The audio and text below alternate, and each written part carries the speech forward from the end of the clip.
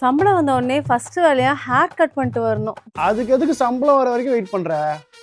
இந்தா கிரெடிட் கார்டை யூஸ் பண்ணிட்டு இப்பயே போய் கட் பண்ணிட்டு வந்துரு போ. இதுக்கும் கிரெடிட் கார்டா? உனக்கு எந்த பிரச்சனையும் இல்லைல்ல? அதெல்லாம் ஒரு பிரச்சனையும் இல்லை.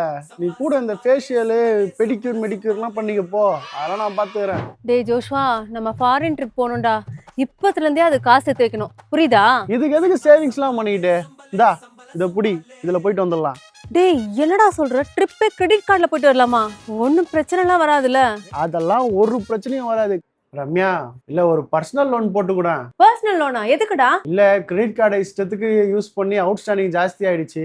இப்போ நான் உனக்கு லோன் எடுத்து கொடுப்பேன், மறுபடியும் நீ கிரெடிட் கார்டு தான் யூஸ் பண்ணுவேன். அந்த மாதிரிலாம் இல்லை. இப்போ நான் கொஞ்சம் என் ஃப்ரெண்டு ஒருத்தன் NFOல இன்வெஸ்ட் பண்ணி நல்லா ப்ராஃபிட் பார்த்துருக்கான்றான். அதனால இனிமே வந்து நான் இன்வெஸ்ட்மெண்ட்ல இறங்கிடலான்னு இருக்கேன்.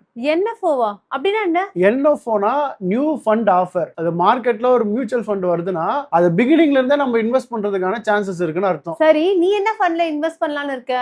நீ இந்த ICICI ப்ரூடென்டல் இன்சூரன்ஸ் கேள்விப்பட்டிருக்கியா?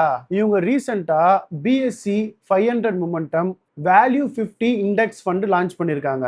இதுல இன்ட்ரெஸ்டிங்கான விஷயம் என்னன்னா, ஃபர்ஸ்ட் டைம் இன்சூரன்ஸ் செக்டார்ல இந்த ஃபண்ட் லான்ச் ஆயிருக்கு. இப்படி யோசிச்சுக்கோ, ஒரு 2000 ஒர்த்தான பிராண்டட் ஷூ இப்போ உனக்கு 1000 ருபீஸுக்கு கிடைக்குது.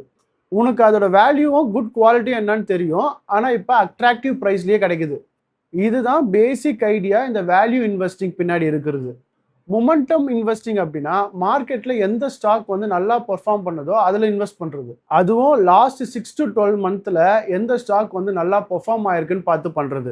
இந்த ICICI Prudential Life Fund வந்து டாப் 50 கம்பெனிஸ்ல இன்வெஸ்ட் பண்ணுவாங்க. BSE 500ல இருக்கிற large cap, mid cap and lower கேப்ல இருக்கிற கம்பெனிஸ்ல இன்வெஸ்ட் பண்ணுவாங்க. இதுதான் மொமெண்டம் அண்ட் வேல்யூவோட காம்பினேஷன். ஹீரோ அப்படின்னு சொல்லி ஒரு ஸ்ட்ராட்டஜி இருக்கு. H அப்படின்னா high potential, stock with potential for long-term growth. E for established leader, proven business with strong market position. R for right price, quality stocks available at attractive valuation. O for outperforming stocks performing better than the broader market. Okay, இன்ட்ரெஸ்டிங்கா தான் இருக்கு. இது எவ்வளவு ரூபாயில இருந்து start ஆகும்? NAVலாம் per யூனிட்டுக்கு 10 ருபீஸ்ல இருந்து வருது. சரி, இது நல்ல ஒரு ரிட்டர்ன்ஸ் வருமா? யாராலையும் கேரண்டி ரிட்டர்ன்லாம் சொல்ல முடியாது. மார்க்கெட் அப் அண்ட் டவுன் போயிட்டே இருக்கும். பட் இந்த BSE 500 momentum value 50 index fund வந்து லாஸ்ட் 7 இயர்ஸ்ல 30.1% ரிட்டர்ன்ஸ் கொடுத்துருக்கு.